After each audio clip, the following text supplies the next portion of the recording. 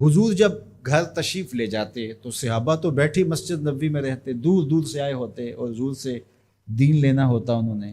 تو آقا کریم نے اگر واپس تشریف لانا ہوتا تو حضور اپنے موزے مبارک، اپنے نالین وہیں دروازے پہ چھوڑ دیتے. تو اس کا مطلب یہ ہوتا، اشارہ سائن یہ ہوتا کہ میں ابھی آیا. اور اگر حضور نے جا کے استراحت فرمانی ہے، دیر کے بعد تشریف لانا ہے، ایک نماز کے بعد گئے اب دوسری نماز کے وقت ہی آئیں گے، تو حضور نالین سمیت تشریف لے جاتے. تو جب حضور کے جوڑے پڑے ہوئے تو صحابہ سمجھتے کہ وہ آنے والے ہیں، تو پھر ان کی نظریں دروازے پہ لگی رہتی. تو اچانک جب حضور آتے تو وہ یہ لفظ بولتے، خرجنا رسول اللہ. کبھی کہتے کہ حضور طلوع ہوئے، کبھی یہ بھی کہتے طلع علینا، ہمارے اوپر طلوع ہوئے. تو یہ مختلف روایات احادیث میں ملتے ہیں. تو یہ کیا کہتے ہیں سنو ذرا. حضرت ابو شریح الخزاعی رضی اللہ تعالی عنہ فرماتے ہیں، خرج علینا رسول اللہ صلی اللہ علیہ وسلم فقال، حضور تشریف لائے، ہمارے درمیان جلوہ فراز ہوئے. فقال، اور ارشاد فرمایا، الیسا تشہدون اللہ الہ الا اللہ وانی رسول اللہ، تم گواہی دیتے ہو کہ اللہ کے علاوہ کوئی معبود نہیں ہے اور میں اللہ کا رسول ہوں. قالوا بلا، سب نے کہا کیوں نہیں. یعنی مطلب کیا کہ میں جب اللہ کا رسول ہوں تو پھر جو کہہ رہا ہوں اس کو غور سے سنو. اب ذرا دیکھیے کہ حضور نے یہ کہہ کے ایسا ماحول پیدا کر کے کہا کیا. اب اس کہنے پہ قربان. حضور نے ارشاد فرمایا، یہ اللہ کی کتاب قرآن مجید، اس کا ایک سرا تمہارے ہاتھ میں ہے. یعنی یہ اللہ کی لٹکتی ہوئی رسی ہے قرآن مجید، اور لٹکتی جو رسی ہوتی ہے اس کے دو سرے ہوتے ہیں نا. تو کہا اس کا ایک سرا اللہ کے ہاتھ میں ہے اور دوسرا سرا تمہارے ہاتھ میں ہے. فتمسکو، اس کو مضبوطی سے پکڑ لو. دیکھیے یہ لائٹ جل رہی ہے نا، اس کے اندر تار لگی ہوئی ہے. تار کا ایک سرا مین پاور ہاؤس سے جڑا ہوا ہے اور دوسرا سرا اس لائٹ سے جڑا ہوا ہے. تو اگر یہ دوسرا سرا مضبوطی سے یہ لائٹ پکڑ لے تو پھر روشنی دے گی نا، اجالا دے گی، ظلمت مٹائے گی. لیکن ادھر سے تو جڑا ہوا ہے، لیکن یہ ادھر سے نہ پکڑے تو بتاؤ روشنی ہوگی؟ تو کہا کہ قرآن ایسی اللہ کی کتاب ہے، اللہ کی لٹکتی ہوئی رسی ہے، جس کا ایک سرا تمہارے رب کے دستے قدرت میں ہے، دوسرا سرا تمہارے ہاتھ میں ہے. فتمسکو، کہا جوڑ مضبوط کر لو، پکی طرح سے اس کو پکڑ لو. جب پکی طرح سے پکڑ لو گے تو فرمایا فَإِنَّكُمْ لَن تَدِلُّوا، ظلمت تمہارے قریب بھی نہیں آ سکتی، چانن ہی چانن ہوگا، اور کبھی بھی تم گمراہ نہیں ہو سکتے، کبھی بھی ہلاک نہیں ہو سکتے. تو یہ راز یہ لائٹ پا گئی ہے، یہ راز یہ پنکھا پا گیا ہے کہ ایک سرا تو تار کا پاور ہاؤس سے جڑا ہے اور پورا کرنٹ آ رہا ہے، لیکن اگر ادھر سے اس کا کنیکشن کمزور ہو گیا تو یہ چل نہیں پائے گا، یہ روشن نہیں ہو پائے گی. قرآن اللہ کی وہ لٹکتی ہوئی رسی ہے جس کا ایک سرا تو رب کے دستے کرم میں ہے اور دوسرا سرا جو ہے وہ فرمایا تمہارے ہاتھ میں ہے، اور جب اس کو زور سے پکڑا ہوا ہو تو روشنی ہوگی نا. تو جب یہ تصور آتا ہے کہ یہ قرآن اللہ کی لٹکتی رسی ہے، حبل ممدود من السماء الى الارض، آسمان سے زمین کی طرف لٹکتی ہوئی اللہ کی رسی ہے، تو جب زور سے اس کو پکڑیں گے، مضبوطی سے تھامیں گے، ایقان کے ساتھ، یقین کے ساتھ تمسک کریں گے، تو پھر باطن میں چراغاں کیوں نہیں ہوگا، تو پھر کرنٹ کیوں نہیں آئے گا، پھر کیوں جو ہے وہ توانائی پیدا نہیں ہوگی. تو پھر تو ایک عجیب کیفیت پیدا ہوگی نا کہ یہ وہ قرآن ہے جس کا ایک سرا رب کے دستے کرم میں اور ایک سرا ہمارے ہاتھ میں ہے. کتنی خوبصورت میرے حضور نے مثال دی. تو اس سے ہدایت ہی ہدایت، نور ہی نور اور روشنی ہی روشنی نصیب ہوگی.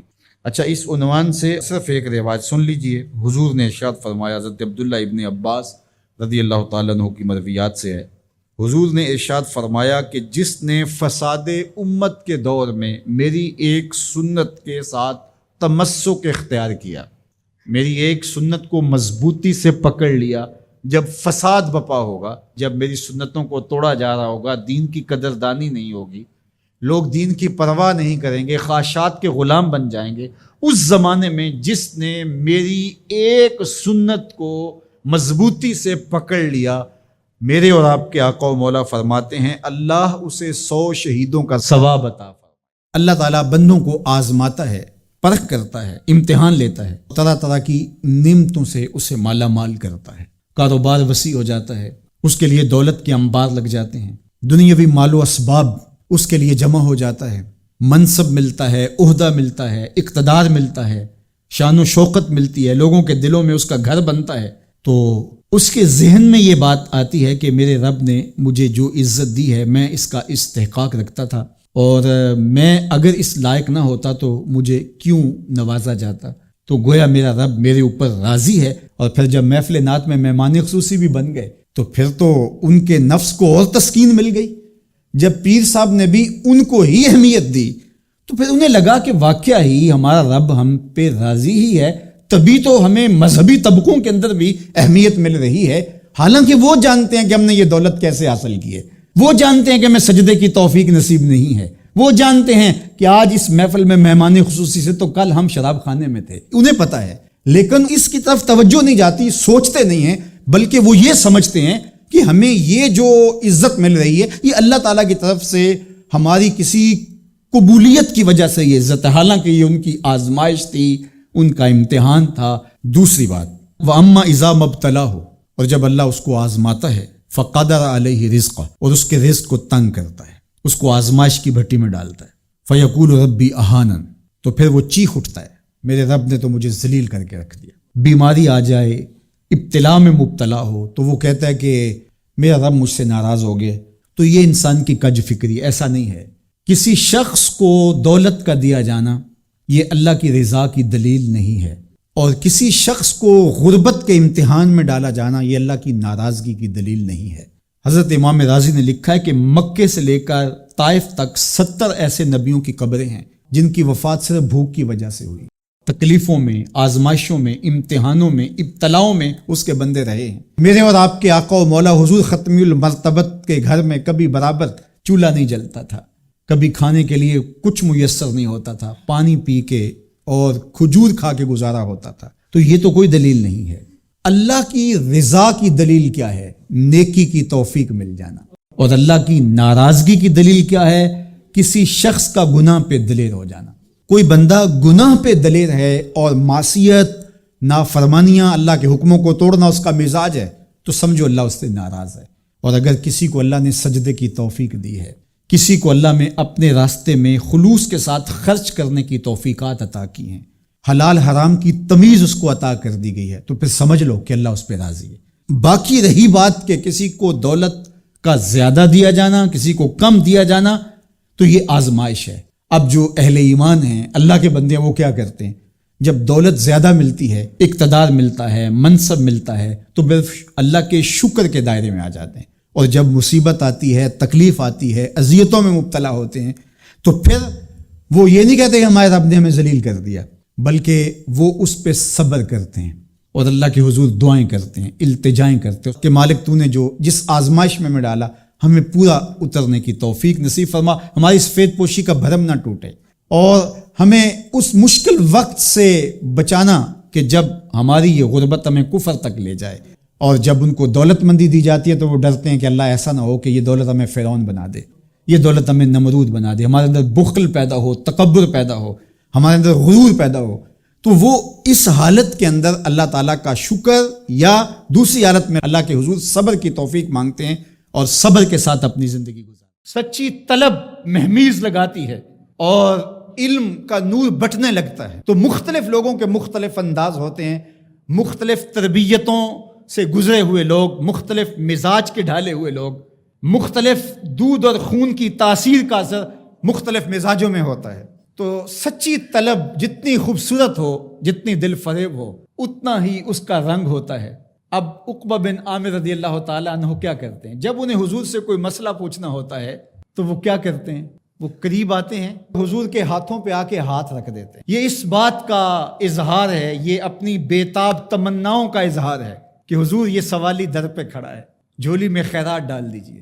اچھا، حضرت عقبہ بن عامر کہتے ہیں کہ یہ تو میرا انداز تھا حضور کے پوچھنے کا، ایک دن حضور کا جی آیا مجھے کچھ بتائیں، تو حضور میرے نیڑے آئے اور میرے ہاتھوں پہ ہاتھ رکھ دیا۔ اللہ اکبر، جس طرح تو پوچھتا ہے میں بھی تجھے ایسے ہی بتاؤں گا۔ کوئی ایسا کریم بھی ہوگا؟ اللہ اکبر. عقبہ بن عامر رضی اللہ تعالیٰ عنہ سے مروی یہ روایت سنیے. کہتے ہیں کہ اللہ کے محبوب نے مجھے 3 چیزیں ارشاد فرمائی. سل من قطعک، جو تجھ سے قطع تعلق ہی کرے تو اس سے تعلق جوڑ. وعط من حرمک، اور جو تجھے محروم رکھے تو اس کی جھولیاں بھر دے. واعف عمن ظلمک، اور جو تیرے پہ ظلم کرے تو اسے معاف کر دے. حضور نے 3 چیزیں قسم کر کے کہیں، اور اس میں سے ایک چیز حضور نے فرمایا میں محمد صلی اللہ علیہ وآلہ وسلم رب کی قسم کر کے کہتا ہوں کہ اگر تم معاف کرو گے تو تمہاری عزت میں فرق نہیں پڑے گا. فرمایا پھر ایک دن میں حضور کے پاس آیا. حضور نے پھر مجھے فرمایا عقبہ سنو. 3 چیزیں حضور نے پھر فرمائی. اس زبان کو قابو میں کر لو.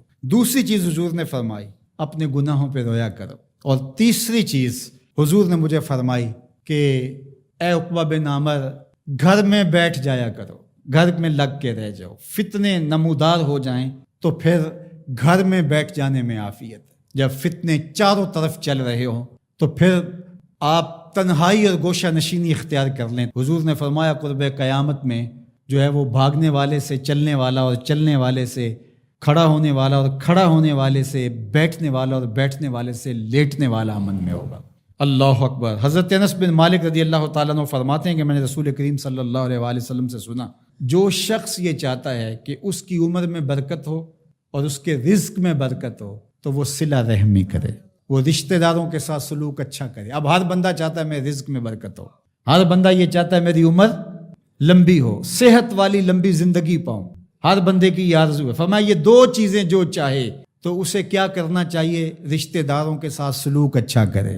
ان کا سلوک برا ہو پھر بھی اچھا کرے. بس کہتے ہیں جناب وہ تو میرے ساتھ یہ سلوک کر رہا ہے. میاں اچھا کرے گا، اچھے کے مقابلے میں اچھا کرو گے، یہ کون سا کمال ہے؟ امتحان تو تبھی بنتا ہے کہ جب کوئی برا سلوک کرے تم پھر بھی اچھا کرو. تو یہ ہے حسن.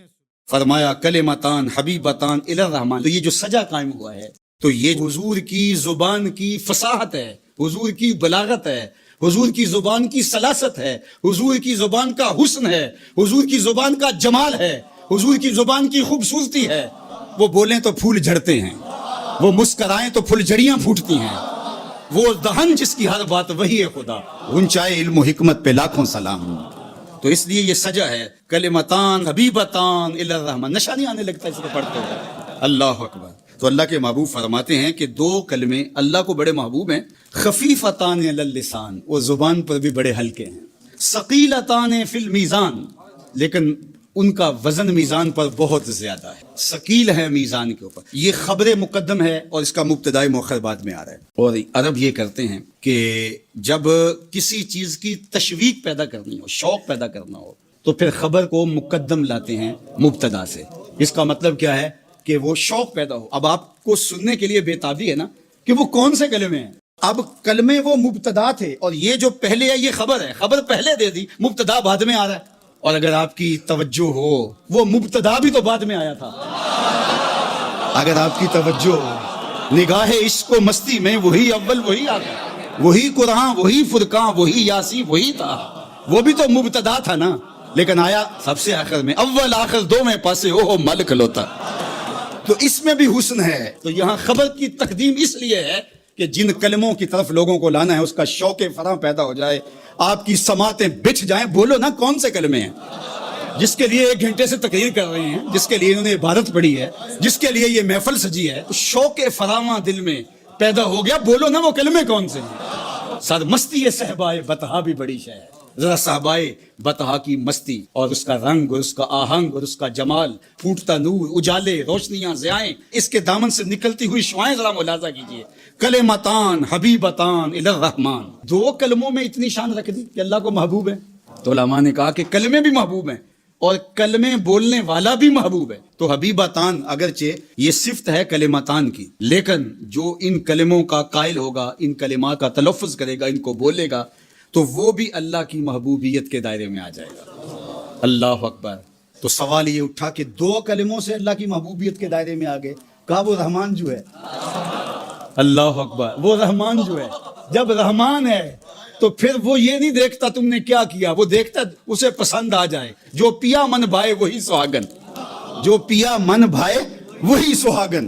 کوئی ایک ادا بھی ڈھک جائے نظر میں تو کہا اس لیے ان کلمات کو اللہ نے محبوب بنا دیا اور کلمات کے قائل محبوب بن گئے، اس لیے کہ وہ رحمان ہے، اور رحمان کو 2 کلموں سے ہی تم پسند آ جاتے۔ اللہ اکبر۔ خفیفتان علی اللسان، زبان پر بہت ہلکے ہیں۔ اب یہ خفیفتان علی اللسان یہ تو آپ ابھی دیکھ لیں گے، بس تھوڑے لمحے باقی رہ گئے، لیکن حبیبتان الی الرحمن یہ نظارہ کچھ تم دنیا میں بھی دیکھ سکتے ہو، کچھ آخرت میں بھی دیکھ، یہ نظارے دونوں جہانوں میں ہیں، کیونکہ اس کے پڑھنے سے، تلاوت سے تمہیں محسوس ہوگا کوئی ہم سے پیار کرتا ہے، کوئی ہم کو دیکھ رہا ہے محبت کی نظر سے، آپ کو یہ محسوس ہونے لگے گا۔ یعنی حبیبتان الی الرحمن کے جلوے ادھر بھی ہیں اور ادھر بھی ہیں، خفیفتان علی اللسان کے جلوے آپ کو ادھر ہی دکھائی دیں گے، اور ثقیلتان فی المیزان اس کے جلوے آپ کو ادھر ہی جا کے دکھائی دیں گے، پھر پتہ چلے گا وزن کتنا ہے ان کا۔ اب وہ 2 کلمے کون سے ہیں؟ سبحان اللہ و بحمدہ سبحان اللہ العظیم، سبحان اللہ و بحمدہ سبحان اللہ العظیم، سبحان اللہ و بحمدہ سبحان اللہ العظیم۔ اللہ کا فرشتوں کی مجلس میں حضور کی ثنا کرنا یہ درود ہے، حضور کی مدح فرمانا، محبوب کی شانوں کو بیان فرمانا۔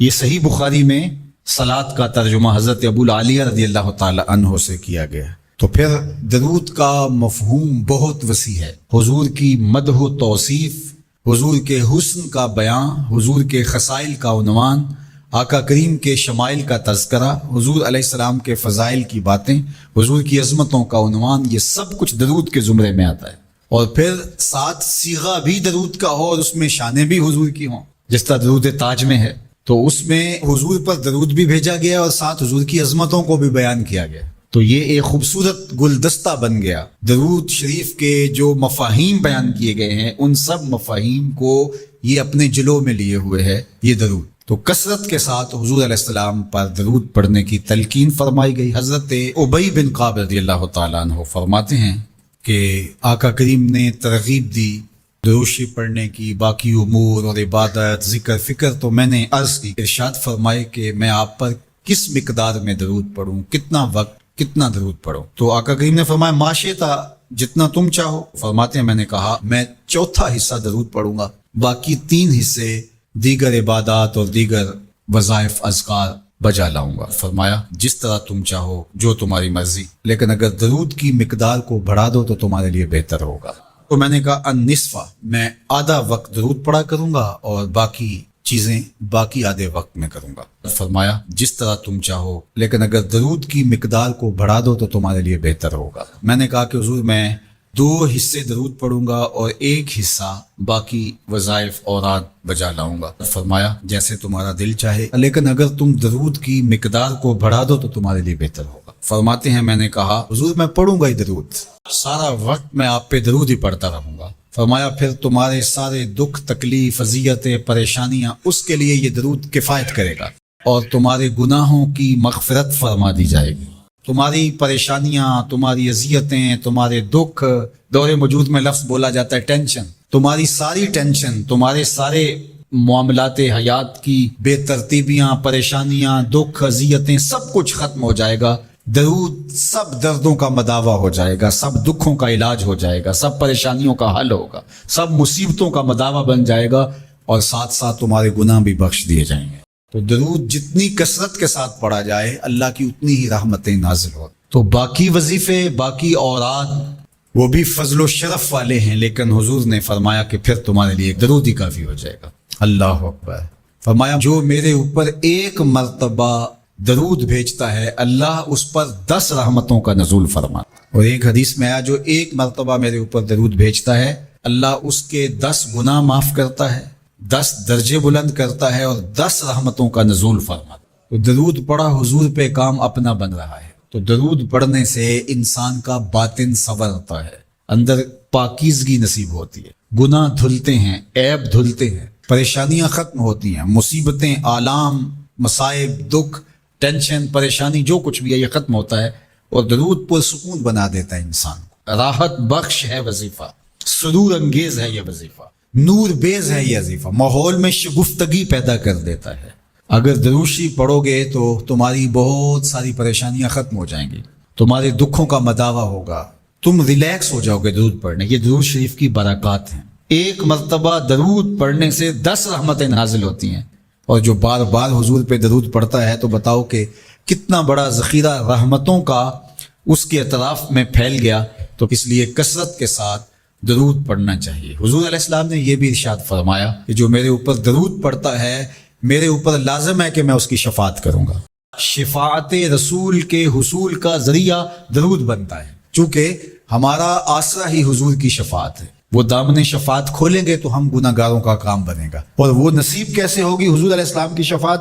کثرت درود سے. یہ بھی ارشاد فرمایا آقا کریم نے قیامت کے دن میرے سب سے زیادہ قریب وہ ہوگا جو کثرت کے ساتھ میرے اوپر درود پڑھنے والا ہوگا. تو حضور کی قربت کا ذریعہ بھی درود ہے. کون سا مومن ہوگا جس کو حضور کے دیدار کا شوق نہیں ہے؟ کثرت درود کی برکت یہ ہے کہ حضور کا دیدار نصیب ہوتا ہے. حضور کا دیدار نصیب ہو جائے تو بتاؤ اور کیا چاہیے.